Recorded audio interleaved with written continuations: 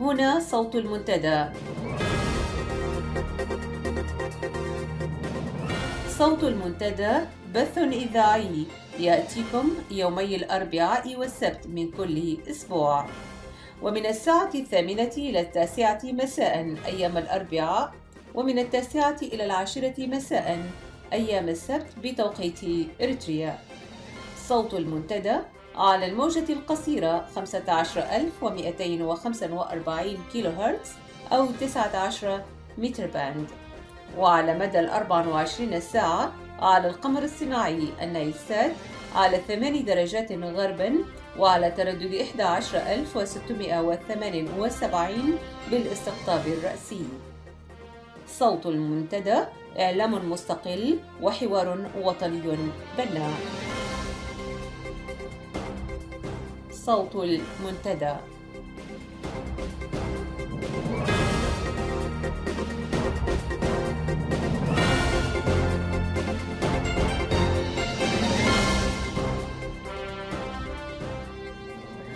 أعزائي المستمعين، مساء الخير وأهلا ومرحبا بكم في ساعة صوت المنتدى لمساء اليوم الأربعاء 22 من أكتوبر. معكم أمال علي وفريق العمل من صوت المنتدى، حيث نرافقكم في ساعة كاملة نبدأها بنشرة للأخبار. تستمعون بعد ذلك إلى الأستاذ أحمد القيسي في برنامج محطات، واليوم يوجه فيها رسالة إلى الرئيس إسياس أفورقي. يلي ذلك تحليل لزميل يوسف بوليسي حول دور الإعلام المعارض، ومن ثم يقدم لنا الزميل صلاح الزين تقرير عن الأزمة المالية لنظام أسمرة. تتخلل الساعة فقرة غنائية وموسيقية منوعة. ابقوا معنا وأهلا بكم.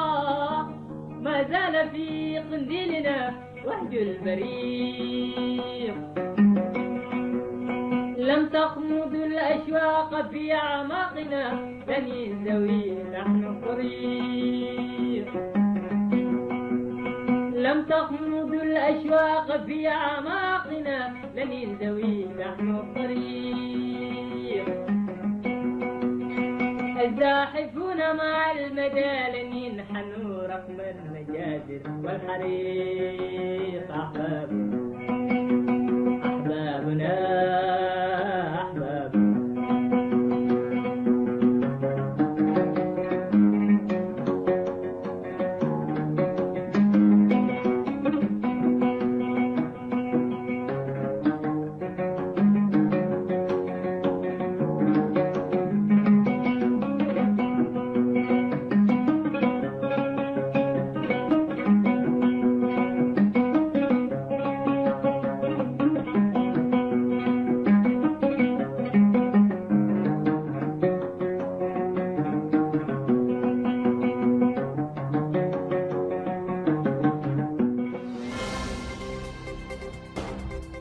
صوت المنتدى.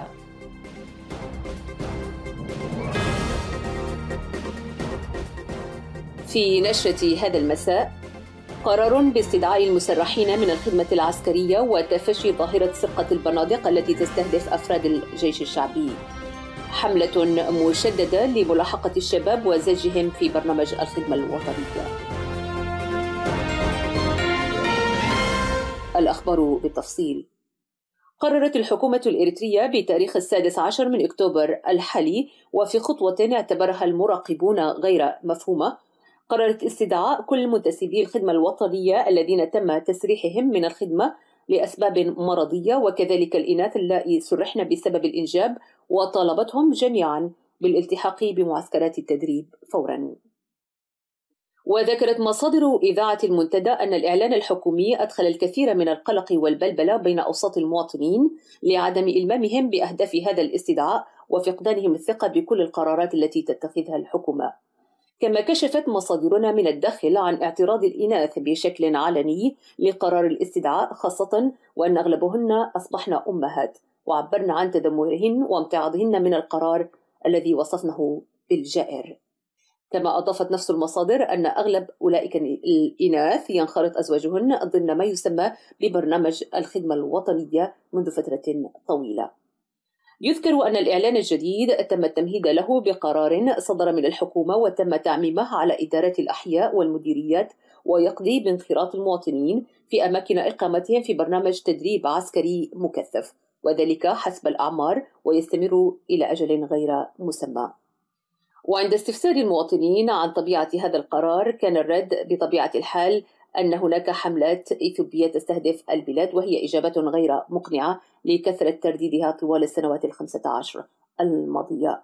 وقد قامت الحكومة الإريترية بالتزامن مع هذا القرار بإشاعة أخبار تتحدث عن استعدادات مكثفة تقوم بها الحكومة الإثيوبية لغزو البلاد في منطقة عصب، مما أدى إلى نتائج عكسية تمثلت في رفض المواطنين لحيثيات قرار الاستدعاء واختباء المعنيين عن الأنظار، مما أدى بالحكومة لاتخاذ خطوات أكثر صرامة تمثلت في حملة تفتيش شديدة شملت مختلف المدن الإريترية. من جهة أخرى، أكدت مصادرنا من داخل الوطن أن مجموعة مجهولة قامت بتاريخ 14 من هذا الشهر بسرقة عدد 7 من البنادق من نوع كلاشينكوف من كبار السن الذين تتجاوز أعمارهم 60، والذين أجبرهم النظام على حمل السلاح في إطار ما يسمى بقوات الجيش الشعبي، وذلك أثناء قيامهم بمهام الحراسة الدورية في المؤسسات الحكومية المختلفة. وعلى الفور قام النظام بزج أولئك المواطنين في سجن حمشاي مدبر الكائن بقلب العاصمة أسمرة، وذلك بعد أن تم تحويلهم إلى أقسام سجن عدي أبيتو سي أسطيد. وأضافت نفس المصادر أن العديد من أفراد أسر المواطنين الذين سرقت أسلحتهم قد تم أيضا اعتقالهم بسبب تذمرهم عن القرار. ويتحدث المراقبون عن تفشي ظاهرة سرقة الأسلحة عقب تكوين ما يسمى بقوات الجيش الشعبي في أواخر عام 2012 من كبار السن الذين تتراوح أعمارهم بين 50 و80 عاما، والذي لم تحدد أهدافه بشكل واضح عدا عن حفظ الأمن داخل المدن في فترات الليالي. وحسب مصادرنا أن تزايد ظاهرة السرقة أدت إلى تفشي الرعب والهلع بين أوسط المواطنين. ذكرت مصادر صوت المنتدى أن وحدات من قوات دمحيت والتي كانت مرابطة في عدي عمر قد تم إعادة انتشارها في مدينة أسمرة في كل من مايدارو ومايسرو، وذلك لتحل محل قوات الدفاع الإريترية والتي كانت في تلك المناطق. وأكدت مصادرنا أن هذه الوحدات مرابطة في منطقة بورلا بالقرب من العاصمة أسمرة. ويأتي هذا الإجراء في إطار حملة تفتيش واسعة يقوم بها النظام بحثا عن المجندين والفارين مما يسمى ببرنامج الخدمة الوطنية. كما قام النظام في الأيام الماضية بتخصيص وحدات من الجيش في كل المناطق للقيام بعمليات تفتيش واسعة النطاق. وتأتي هذه الخطوة كرد فعل على احتجاج ورفض المواطنين الالتحاق بمعسكرات التدريب. ومن المعلوم أن قوات الحركة الديمقراطية لتحرير تيغراي والمعروفة بدمحيت تقوم بتنسيق عالي مع النظام على المستويين الأمني والعسكري لسد الثغرات التي نتجت عن هروب عدد كبير من قوات الدفاع الإريترية أو رفضهم الالتحاق بوحداتهم. وترى مصادر المنتدى أن الخطوات التي يقوم بها النظام إنما هي رد فعل قلق على احتمال أن يتطور تذمر المواطنين إلى حراك شعبي يهدد وجوده. نهاية النشرة.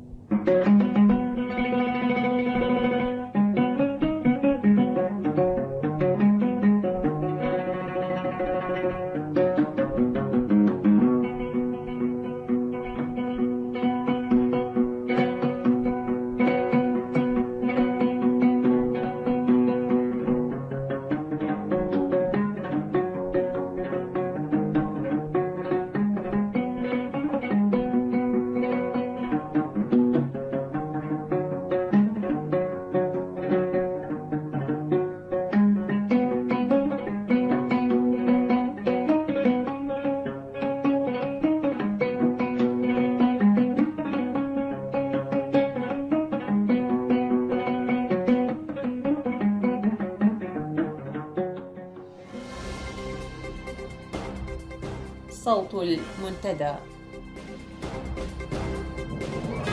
رسالة صادقة في الوقت الضائع لسيادة الرئيس.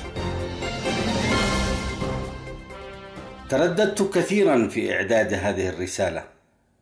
أولا، ما ضرورة التذكير في وقت مضى كل شيء ولم يعد ينفع لا نصح ولا شيء اسمه اتقوا الله في شعبكم. ثانيا، الرجل لا يسمع إلا نفسه ويحتقر الرأي الآخر ويعتبر نفسه مالكا للحقيقة ومحتكرها.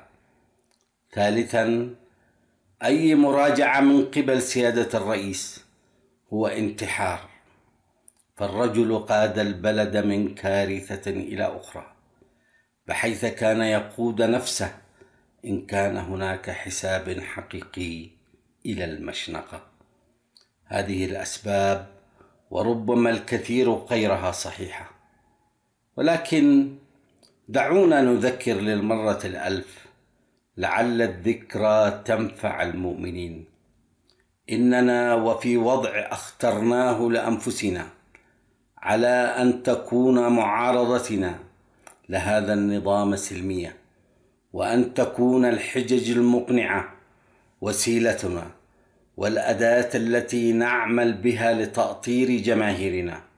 وطالما صار أمرنا قائما على هذه الاستراتيجية، فليس من العيب أن نقوم بتوزيع نصائحنا وما نراه حقا أو باطلا لكل الذين صنعوا مآسينا بكل أنواعها وتعاستنا التي لم تفارق يوما وجوه شعب بأكمله.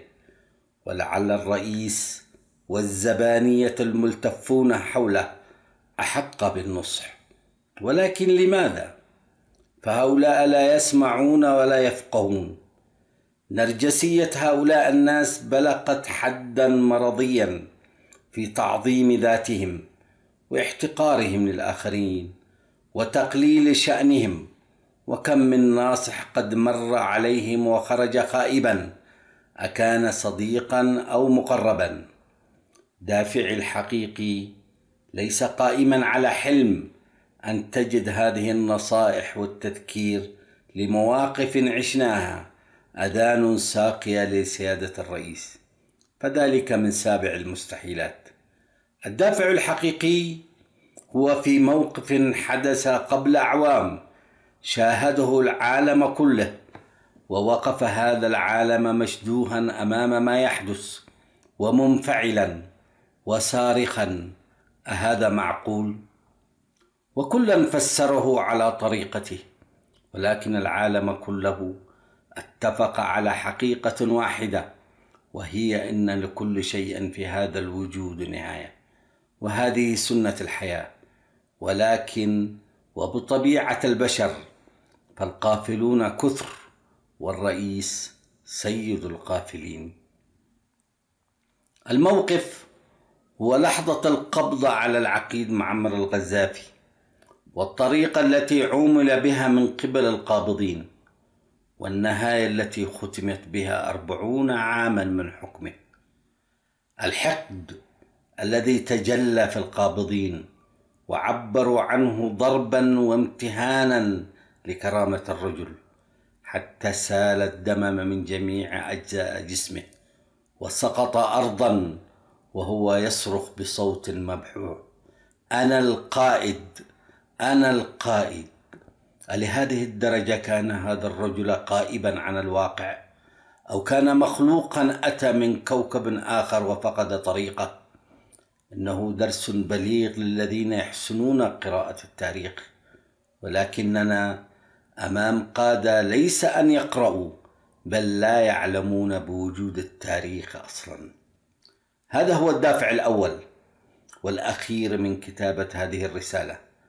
فالعقيد كان صديقا حميما للرئيس سياس، وكان كريما معه، ولعل جمعتهم أمورا كثيرة ما زالت سرا لا يعلم أيا كان شيئا عنها. المهم اسمحوا لي بقراءة الرسالة. السيد الرئيس، رئيس دولة إريتريا إسياس أفورقي المحترم. أود في البداية أن ألفت انتباهكم بأنني سأكون ملتزما بكل سلوك الأدب والاحترام في هذه المخاطبة، وذلك إجلالا واحتراما لمقام الرئاسة، لأن مقام الرئاسة هو في نهاية الأمر رمز للشعب الإريتري وليس ملككم الخاص، بالرغم من أنكم حولتموه إلى ملكية خاصة لكم، وربما في المستقبل إلى ابنكم أو أحد أفراد أسرتكم. وثانيا، سيادتكم لا تملكون مقدار ذرة من الشرعية لاستمراركم في الاستحواذ على هذا المنصب طويلا. المهم، ذلك وضع آخر، وساعة الحساب آتية مهما طال الزمن. سيد الرئيس، لا شك عن دوركم الرائع أبان حرب التحرير، ولا يمكن لأحد مهما بلغ به الشأن أن ينكره، إلا إن كان جاحدا أو محاولا إخفاء ضوء الشمس من خلال أصابع يديه. وبما إن الأمور في هذا العالم نسبية، وأيضا الأمور تقاس بالنتائج، فقد تجاوز الكل سوى المقربون أو البعيدون جميع الأخطاء التي اقترفتموها بحجة إن النضال ضد العدو الرئيسي هو الأولوية الأولى. ولكن يبدو أن سيادتكم قد صدقتم أنكم معصومون من الخطأ، وتملكتكم حالة من تضخيم الذات والنرجسية بأن الجميع على خطأ وأنت الوحيد على حق. وهنا تكمن لب القضية وجوهر المشكلة. من المسلمات البديهية، ليس هناك تاريخ من صنع فرد واحد أحد. شيء كهذا متروك لخالق هذا الكون فقط. أما الأفراد وأدوارهم فهم محكومون بوضع تاريخي، وفي لحظة معينة أن يتركوا بصمة على الأحداث تكون عاملا رئيسيا في توجيه المسار التاريخي لصالح قضية أو حدث ما، ومن هنا يدخلون التاريخ وتخلد أسماءهم. الملاحظة الثانية، ليس هناك من فرد إن وجد في هذا الكون ووجد البشر على سطحه أن صنع من نفسه إمبراطورا هكذا بجهد شخصي دون أن يكون دورا للآخرين في هذه الصناعة. ولكنك سيد الرئيس تتصرف بوحي إن كل شيء هو بجهد شخصي، وإن الله قد منحكم هذه الهبة. أما جهد الآخرين وتضحياتهم، بل إن المئات من الضحايا وحتى اللحظة هم قربان على معبد مملكتكم. سيد الرئيس، هؤلاء الذي قذفت بهم في قياهب السجون ومن ثم الموت البطيء هم الصناع الحقيقيين للصورة التي تعيشونها. لولا هؤلاء لما كان لكم وجود. هؤلاء الذي سوقت كل إمكانياتك وزبانيتك وحملت مباخرك كي يسوقوا كل التهم شمالا وجنوبا، كي يضفوا الشرعية على خطوتكم العار بأن حولتموهم إلى خونة وعملاء، رغم ثقل التهم وبؤسها في نفس الوقت. هل تنطبق على هؤلاء الناس حقا؟ أنت هل تصدق ذلك؟ هؤلاء هم الذين صنعوك، جهدهم ونضالاتهم، وربما إلى حد ما قبائهم في إخفاء ما يعرفونه عنك. حتى أنا شخصيا أذكر حين وضعت صورة جوزيف ستالين الكبيرة الحجم في صدر مكتبك في أراغ، وسألتك عن أهمية وضع الصورة، وكانت الإجابة كافية كي أدرك أنه مثالك، وإنك تجتهد كي تتقمص صورة الرجل، وإنك تعد نفسك لهذا الدور متى ما أتيحت الفرصة.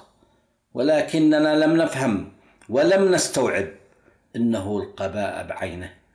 وهكذا فإن قبائنا وحسن نوايانا هي المواد الخام التي صنعت منك دكتاتورا ممسوخا.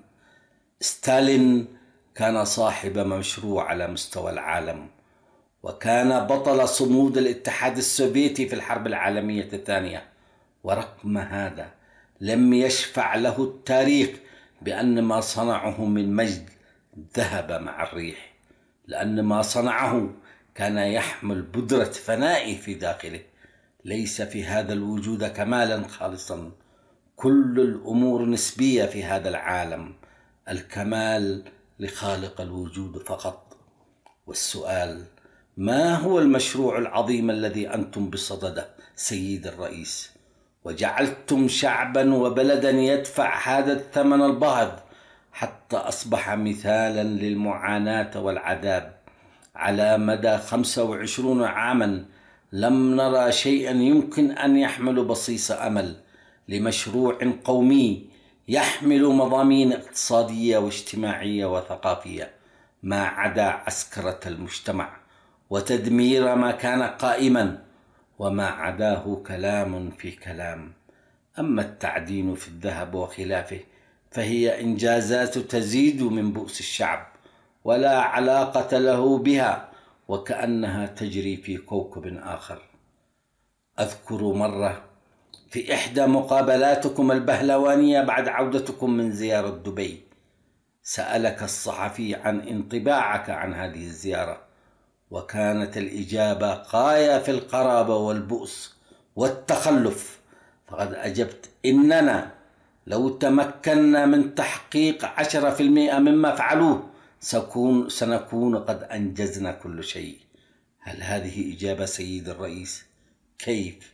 دبي ما عدا خيرات البترول تقوم على رؤوس الأموال المتدفقة إليها، وأنت يا سيدي تمتلك 1000 ميل من شاطئ البحر، وشعبك لا يرى السمك إلا لماما، بل إن ربما البعض منهم قد يكون قد نسى شكلها.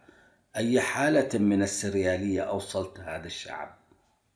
سيد الرئيس، حتى الديكتاتورية هي بحاجة إلى فن وأسلوب واقتدار. لماذا لا تتعلموا من المحيط الذي تعيشون فيه؟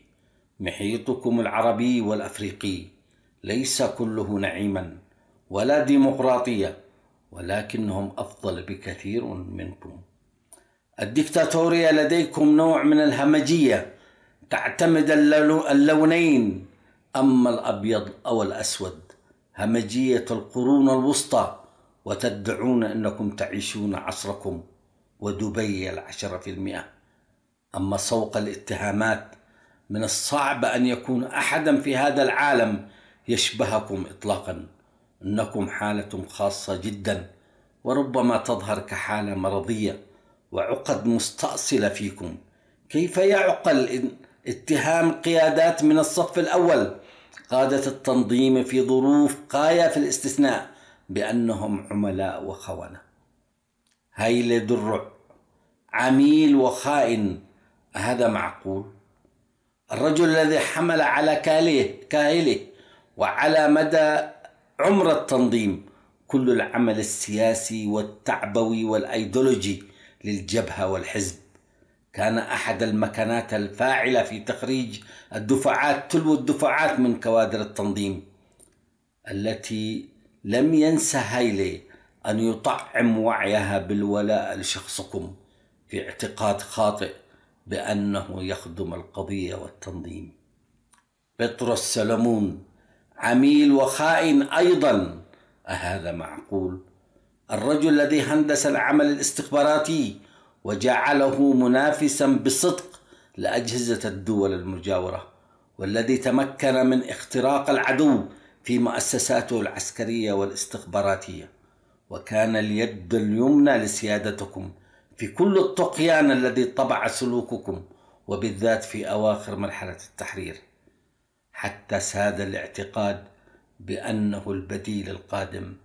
أصبح هكذا وبقدرة قادر، خائن وخارج عن الملة.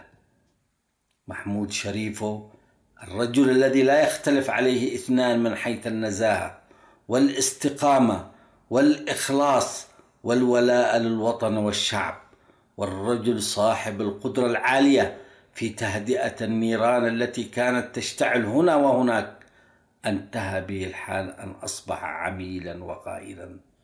عقب أبرهة الرجل الهادئ والصادق في قول الحقيقة، والذي رغم وضعه الصحي صمد ول10 أعوام في قيادة ودراسة جبهة جنوب شرق الساحل حتى تم إسقاطها بقيادته، انتهى به الحال قائلا. والآخرون صالح كيكيا، إدريس أبعري، وغيرهم الكثير ممن تركوا بصمات في هذه المسيرة وكان لهم الفضل في بلوغ التحرير، ولكن سرقت منجزاتهم ومن بعدها أرواحهم، ولكن تاريخهم لن يسرق ولا يمكن أن يسرق. وما هو الربح والحصيلة التي خرجت بها سيد الرئيس؟ إنك بقيت وحدك مع رجال أنت تعرف قبل الجميع أنهم أنصاف رجال بلا ملامح ولا مواقف، همهم الأساسي إرضائك، وعبارة لا تفارقهم: نعم سيد الرئيس.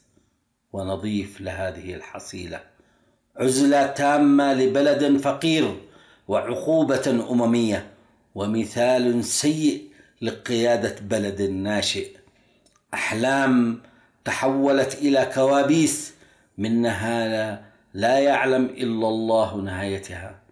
من تعتبرهم أعداء يتفرجون إلى الموت البطيء ليس للفرد بل لوطن وشعب هائم في البحث عن وسيلة هروب ومن ثم لملجأ.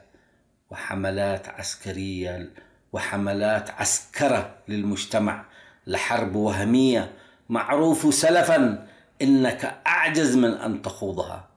سيد الرئيس، حين مات مثالك العظيم السيد جوزيف ستالين ترك خلفه بلدا عظيما ودولة كبرى وسلاحا نوويا، ورغم ذلك لم يسلم من النقد، لأن المسألة هي في الربح والخسارة والثمن المدفوع. أما أنت فحين تقادرنا ماذا ستترك خلفك؟ خرابة، بلد ممزق، وشعب يائس يندب حظه التعيس رغم كل ما قدمه. هذا إن بقى الوطن، ولا أدري ما الذي سيقال بحقك، النقد أم اللعنات؟ مسألة نتركها للتاريخ. والسلام. أحمد القيسي.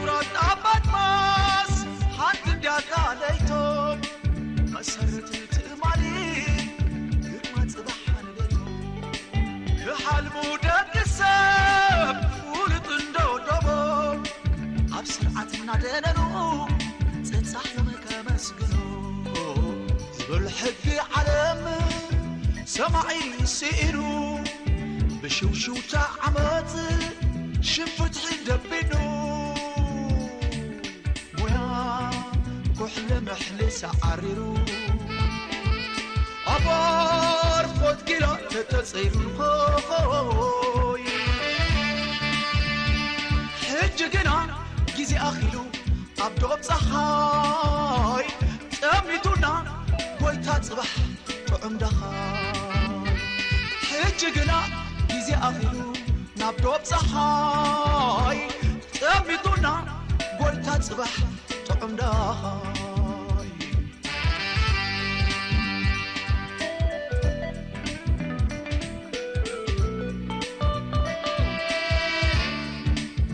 أخلك ترتع بحقي يا أخلك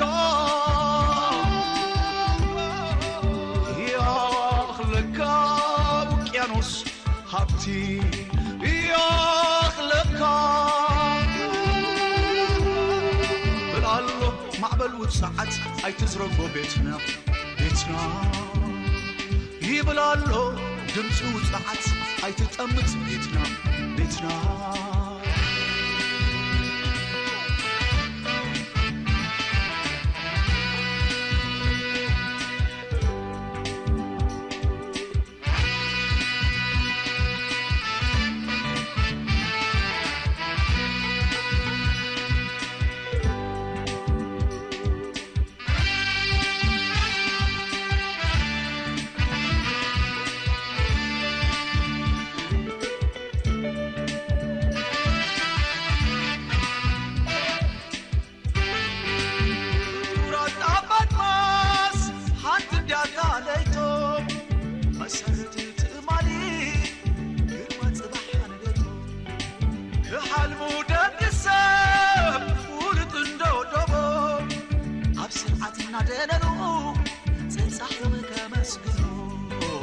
زغل حكي علم سمعي سئنو بشوشو تعمت شفت حدبنو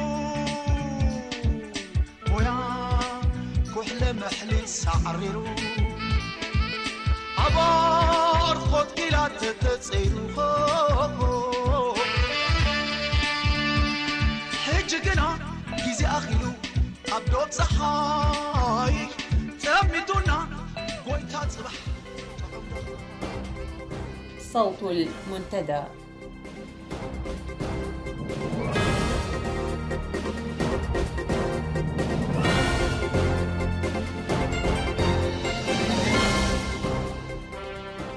تشخيص حالة الإعلام الإريتري المعارض والبحث عن نقاط تنسيقية بين وسائطه.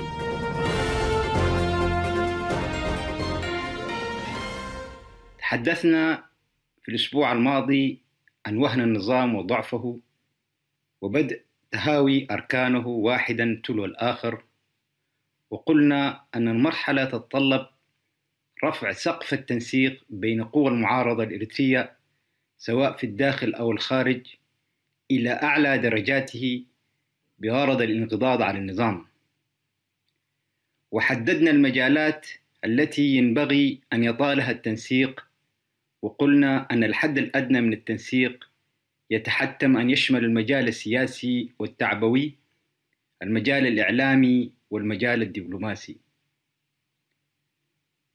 اليوم سنناقش أهمية التنسيق في المجال الإعلامي بين قوى المعارضة، من حيث أن الإعلام يشكل حجر الزاوية التي يعتمد عليها نجاح أي فعل سياسي مقاوم. يفرض النظام سيطرته على المجتمع من خلال سيطرته على أجهزة الدولة البيروقراطية الحكومية وأدوات القمع الجيش والشرطة والأمن، ومن خلال قيادته للعملية الاقتصادية عبر ما يسمى بشركة البحر الأحمر، ويستخدم الإعلام عبر منهجية وآلية محكمة ليمكنه من بناء رأي عام متوافق مع توجهاته. المعروف أن وسائل الإعلام أصبحت في المجتمع المعاصر تؤدي وظائف على درجة كبيرة من الأهمية، كتزويد أفراده بالأخبار والمعلومات، وتقديم التحليل والتفسير لهذه المعلومات، فضلاً عن مهام أخرى ليست ذات أهمية في العمل الإعلامي المعارض على الأقل في الوقت الحالي. وهذا التفاعل بين هذه الوسائل والمجتمع يسهم إسهاماً فعالاً في تطوير هذا المجتمع ويبشره بميلاد الدولة العصرية المرتقبة، أي أن هذه الوسائل تستطيع تقديم أفضل الخدمات، الأمر الذي ييسر للجماهير أحسن فرص التعليم والمعرفة والإلمام بقضايا وطنها وتطورات الأحداث به. وفي الحالة الإريترية التي لم تشهد نمواً طبيعياً للفعل الإعلامي وأدواته بداخل الوطن، نتيجة لكبت النظام القمعي لأفواه الناس وكبحه لجماح التعبير الحر بكل أنواعه منذ استيلائه على زمام الأمور بعد الاستقلال، نجد أن الإعلام الحر الذي اختار مقارعة النظام كان الإعلام المهاجر، متمثلا في المواقع الإلكترونية والإذاعات، ولاحقا وسائل التواصل الاجتماعي كالفيسبوك والتويتر والبالتوك وغيرها، حيث ساهمت هذه الوسائل مجتمعة في تمكين الناس من التعبير عن أنفسهم بحرية واستقلال بعيدا عن تحكم النظام وتوجهاته. ولو اعتبرنا أن الممارسة الإعلامية في هذه الوسائل أدت إلى تطور الكثير من المفاهيم التي ظلت في إرث الثورة من المحاذير كاحترام الرأي والرأي الآخر والجلوس مع النقيض في الرأي والاستماع إليه، وكذا التطرق للكثير من المواضيع التي تخص المجتمع الإريتري والتي كانت لفترات طويلة من المحظورات والبحث عن حلول لها بهدف تقوية اللحمة الوطنية على أسس سليمة وصحيحة، إلا أنها في المقابل أدت الممارسة الإعلامية إلى ظهور بعض الجوانب السلبية التي لا تخدم المصلحة الوطنية، كالتعدي على حقوق الآخرين دون وجه حق، ومناقشة الأفكار بالنظر لمن يروج لها وليس مناقشة محتوى الأفكار في حد ذاتها، وكذا جنوح البعض إلى استخدام هذه الوسائل إلى التشهير بالأشخاص وإثارة القضايا الانصرافية التي تلهي الناس عن القضايا الهامة التي ينبغي التركيز عليها في مغارعة النظام، فضلا عن غياب أهم رافد من روافد العمل الإعلامي الصادق والمتمثل في عدم تدوين أخلاقيات العمل الإعلامي ومواثيق الشرف وقواعد السلوك المهنية التي من المفترض أن تتحكم في التعامل مع التجاوزات التي تظهر هنا وهناك. من هنا على العمل الإعلامي الإريتري المعارض أن يسعى إلى التنسيق في الآتي: أولاً، خلق آلية إعلامية وطنية تعتمد على الكفاءات الإعلامية والسعي بتدخل المدروس للمشاركة مع أصحاب الأصوات الحرة الذين لا يمتهنون بالضرورة مهن إعلامية، ولكن لديهم محتوى ورسالة يريدون مخاطبة الرأي العام بها على صياغة سردياتهم المستقلة جنباً إلى جنب مع آليات تنظيم العمل الجماعي والتنسيق التعبوي والدبلوماسي. ثانياً، خلق بيئة لتبادل وتشارك المهارات والممارسات الجيدة، بيئة داعمة على التعبير الحر وخلق المساحات الحرة، وبالتالي كسر احتكار السرد لأصحاب المواقع والإسهام في إرساء ركائز الإعلام البناء والمسؤول. ثالثاً، تحديد الأولويات والتركيز عليها والتعبئة الشاملة في كل الوسائل على بلورتها وغرسها بين الجماهير، مما يساعد على الإسراع في التخلص من النظام. رابعاً، تداول ونشر أبجديات أخلاقيات المهنة ووضع ميثاق شرف ينظم العمل الإعلامي المعارض، وبالتالي خلق أرضية صلبة للإعلام الحر المنشود بعد إسقاط النظام وزواله. خامساً، الابتعاد عن المهاترات والتعدي على الأشخاص لمجرد الاختلاف مع آرائهم، والبحث عن عوامل التقريب لبلوغ حد أدنى من الاتفاق على المسائل الوطنية بين قوى المعارضة الإريترية.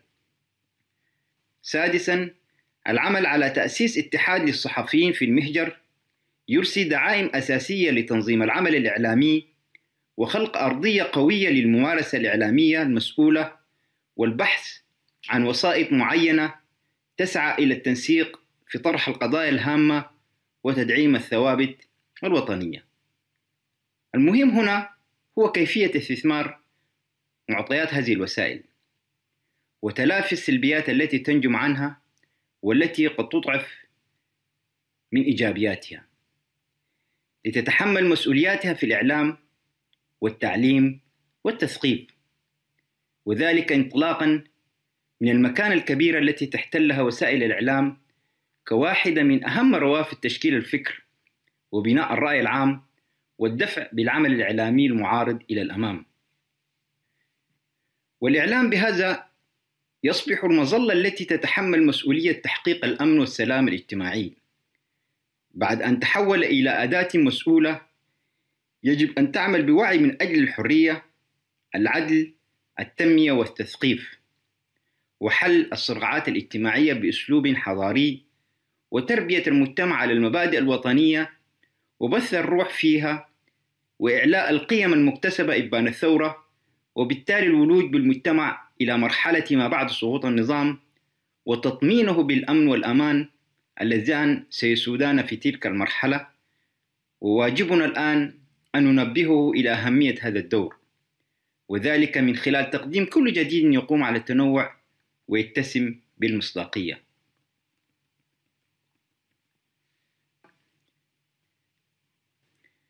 وهذا يعني أنه لا بد من التنسيق بين الوسائل المباشرة وغير المباشرة لتحقيق الغايات المستهدفة، بل يجب أن تتناغم وتتوافق جميعها لكي تؤدي كل واحدة منها المسؤولية المنوطة بها في هذه المرحلة. فلا يمكن الاستغناء بالوسائل الإلكترونية الحديثة عن الوسائل التقليدية القديمة، فلكل منها دور محدد ومجال معين ووقت معلوم. فإذا كان الاتصال المواجهي أكثر قدرة على الاستمالة والإقناع، فإن الاتصال الجماهيري أكثر قدرة على التبليغ والانتشار. ختاماً، هذه نقاط مطروحة للنقاش، وهي مجرد أفكار قابلة للتعديل والزيادة. المهم هو البدء في التنسيق الإعلامي الذي سيؤدي بالضرورة إلى دفع التنسيق بين القوى السياسية الإريترية في مختلف المجالات. ولك المجد يا شعبي يا قاهر الظلام.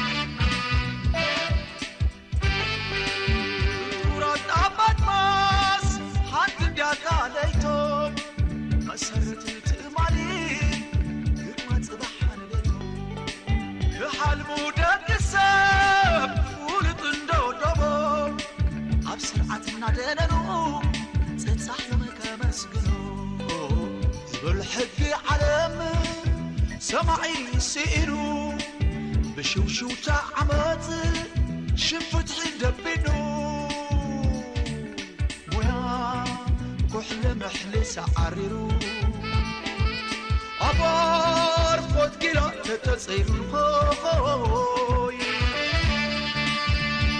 حج كنا جيزي أخيلو أبدو بصحاي تأميتونا قويتا صبح طعم دخل.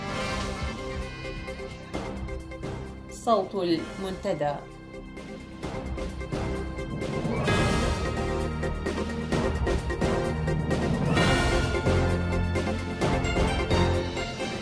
مآلات الوضع المالي والاقتصادي في ظل سياسات النظام الخرقاء. تلوح في الأفق نذر انهيار شامل للمنظومة المالية والاقتصادية في إريتريا بعد القرار الجائر الذي اتخذته البنوك الإريترية، والذي يقضي بتجميد الأرصدة المودوعة بالعملات الأجنبية أو ما يعرف بالعملة الصعبة، وتحديد سقف السحب وإلزام المودعين باستلام المبلغ المسموح بالعملة المحلية وبالسعر الذي لا يعادل فعلا إلا ربع قيمة المبلغ بالدولار.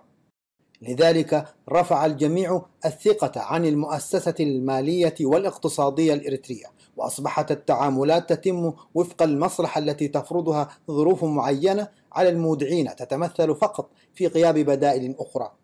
وبالرغم من أن هذه القرارات أتت بعائدات محدودة للحكومة، لكنها أيضا جرت عليها وابلا من الأزمات المتلاحقة. فقد عزف الناس عن إيداع مدخراتهم في البنوك، وقصد البعض عدم سداد القروض، وابتدع الجميع سوق موازية لصرف العملات الصعبة والأجنبية، سوق واقعية وعادلة، وإن كانت ولم تزل تتنامى خارج القطاع القانوني. وزادت وطأة ذلك الواقع مع استمرار الحكومة في الاعتماد على البنوك المحلية لسد الفجوة التمويلية في ظل غياب التمويل الأجنبي، في حين تزايدت معدلات العجز في موازناتها. وكانت النتيجة هي ما اعترفت به الحكومة في إطار محدود، حيث خرجت اجتماعات التقييم النصف سنوي لأداء القطاع الاقتصادي في إريتريا التي عقدت يوم الثلاثاء 15 من يوليو الجاري بتقييم أن العمل المصرفي يمر بنكسة كبيرة جراء السياسات العقيمة والمتابعة المنعدمة وعدم اتباع الخطوات التي تضمن استرداد القروض وتحقيق أرباح للبنوك، بالإضافة إلى تأثيرات التصنيف الدولي السالب للنظام المصرفي الإريتري نتيجة الأوضاع السياسية المتأزمة وانكشاف المصارف المتزايدة على ديون الحكومة، واستمرار النظرة المستقبلية السالبة للاستثمار الأجنبي والسياحة وثقة العملاء، ما أدى إلى ضعف النمو الائتماني للمصارف والحد من نشاطاتها. وفي ذات السياق توقعت لجنة الخبراء الاقتصادية التابعة للبنك المركزي الإريتري تدهور مقاييس جودة أصول البنوك مع منادات بضرورة إعادة هيكلة قروض المؤسسات والأفراد، لكن لجنة الخبراء ولدواعي سياسية فيما يبدو رجحت أن تظل المصارف تتمتع بتمويل جيد بفضل ودائعها القوية المدعومة بتحويلات الإريتريين المغتربين، مؤكدة أن ذلك يجنبها الاعتماد على تمويلات أكثر خطورة من الأسواق المحلية أو الخارجية. وهنا نرجع ذلك لأسباب سياسية فقط، لأنه لا يمكن للجنة الاقتصادية الرسمية أن تتجرأ وتجهر بالقول أن موقف المهاجرين والمغتربين الإريتريين واضح جدا، وليس من بينهم من يعتمد المصارف الرسمية كوسيلة للتحويلات أو حتى الإيداعات، وهذا الموقف هو الذي أحدث الفرق والخلل. أما التمويلات الأكثر خطورة فالمقصود بها أن تدفع الحكومة دفعا إلى الاقتراض بشروط صعبة تجعلها مجبر على إدخال واردات لم تزل حتى الآن خارج الدورة المالية والاقتصادية، مثل مدخلات تعدين البوتاسيوم والنحاس والذهب. إلى ذلك وصل الاجتماع باتباع ترتيبات عاجلة تمثلت في إعادة النظر في القروض الممنوحة للمؤسسات والأفراد ووضع آلية لاستردادها، وتقليص الأرباح عن الودائع في مضماري الاستثمار والادخار، ورفع الأرباح عن القروض التي ستمنح اعتبارا من العام المقبل، ووضع تعديلات مالية لأسعار وأرباح سندات الاستثمار في مشروعات القطاع العام مثل شركة إريتيل للاتصالات ومؤسسة التأمينات، والتركيز على سندات الإيرادات مثل رسوم استخدام الطرق والجسور والمواقف وإيرادات الضرائب والجمارك وغيرها. ووصف الاجتماع كل ذلك بأنه إعادة ترتيب داخلي مع تراجع فرص الحصول على تمويل خارجي في الوقت الراهن، وأكد على أن فرص تدارك الأخطار المالية على إريتريا لا تزال متاحة.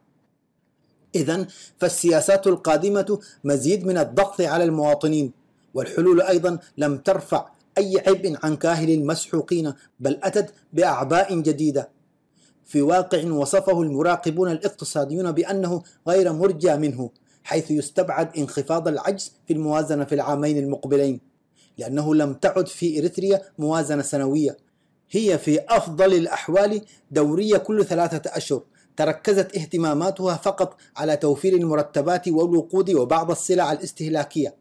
إذن هي موازنة مؤقتة لأغراض محددة.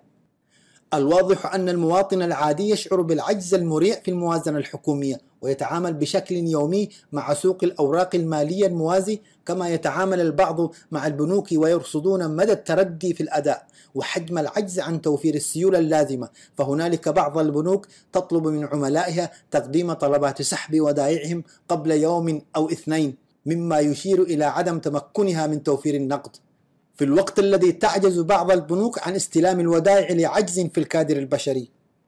أما شريحة الساسة الكبار والقائمين على أمر العمل الاقتصادي والمالي في إريتريا فهم أيضا يتحسسون الأخطار المالية الداهمة، لكن الصعوبة تكمن في استحالة تطبيق الإصلاحات أو مجرد الحديث عنها. ختاما نطرح كما اعتدنا أسئلة تفتح آفاقا لمن يهمه الأمر. ترى هل ستثمر السياسات المالية الجديدة؟ وكيف سيتم الإعلان عنها؟ وما مدى استجابة الجمهور لها، خصوصا وأنها موغلة في تسبب مزيد من الأزمات وجر الأذى لهم؟ هل سيستمر المواطنون في إيداع مدخرات في البنوك الإريترية؟ هل يمكن أن يشرع الجميع في سحب ودائعهم جملة واحدة؟ هل ستدخل الحكومة عائدات التعدين في العملة الاقتصادية أم ستصر على اعتبارها رصيد خاص؟ كيف سيكون موقف المستثمرين الأجانب والمحليين من كل هذه الفوضى؟ إلى حين إعلان هذه السياسات الخرقاء نقول إن استمر الوضع المالي والاقتصادي على هذا الحال فالنتيجة ستكون انهيارا للنظام المالي والاقتصادي وخسارة فادحة للمودعين والمستثمرين، ولن يكون هنالك أي تعويض في ظل غياب القوانين.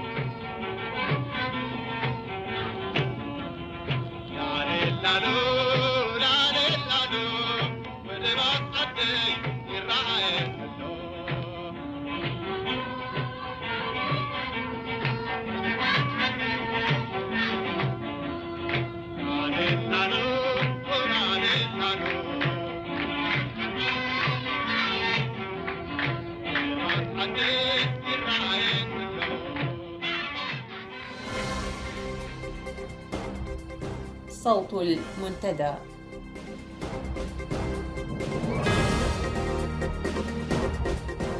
في نشرة هذا المساء: قرار باستدعاء المسرحين من الخدمة العسكرية وتفشي ظاهرة سرقة البنادق التي تستهدف أفراد الجيش الشعبي.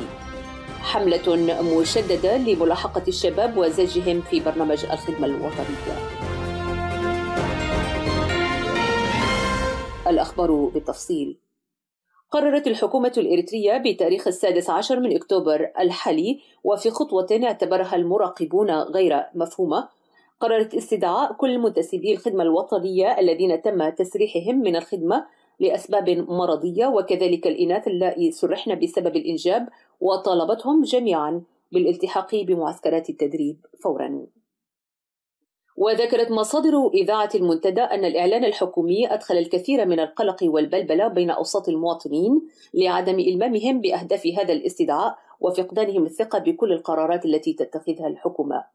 كما كشفت مصادرنا من الداخل عن اعتراض الإناث بشكل علني لقرار الاستدعاء، خاصة وأن أغلبهن أصبحن أمهات، وعبرن عن تذمرهن وامتعاضهن من القرار الذي وصفناه بالجائر.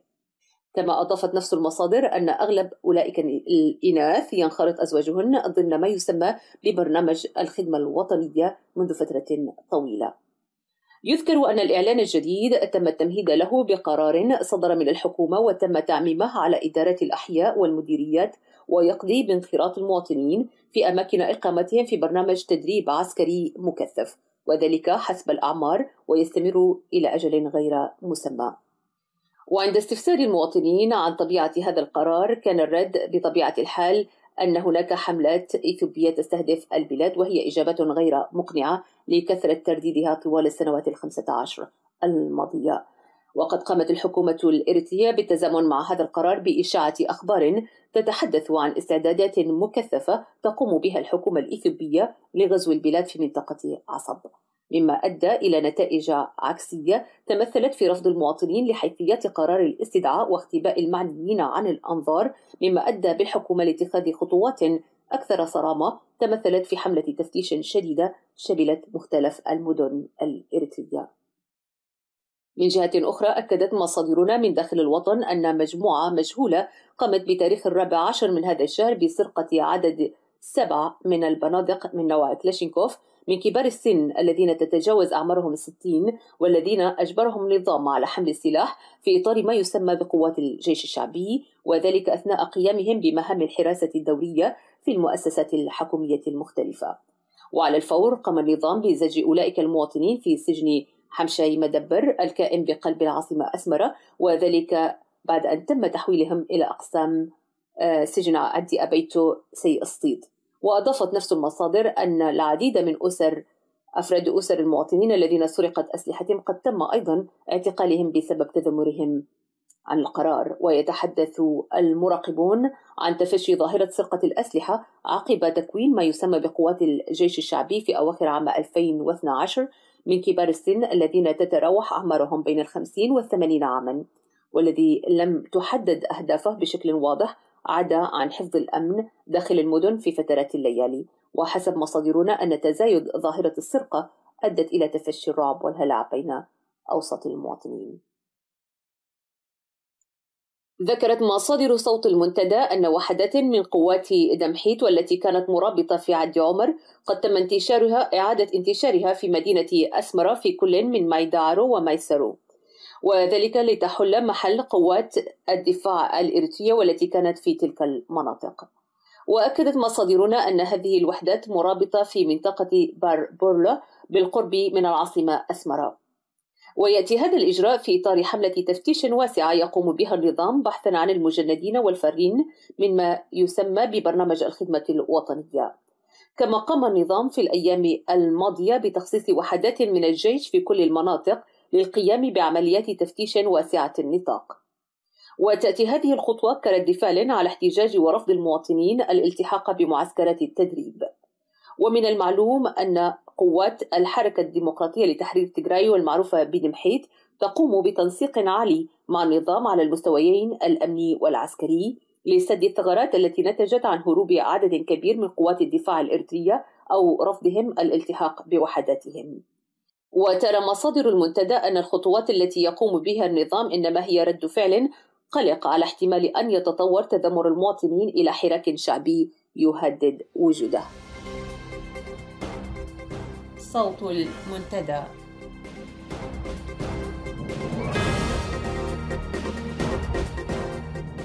أعزائي المستمعين، في ختام ساعة المنتدى لهذا المساء نتمنى أن نكون قد نلنا رضاكم وكنا عند حسن ظنكم دائما. لكم تحياتي وتحيات فريق العمل، إلى أن ألتقيكم يوم السبت القادم. تصبحون على خير.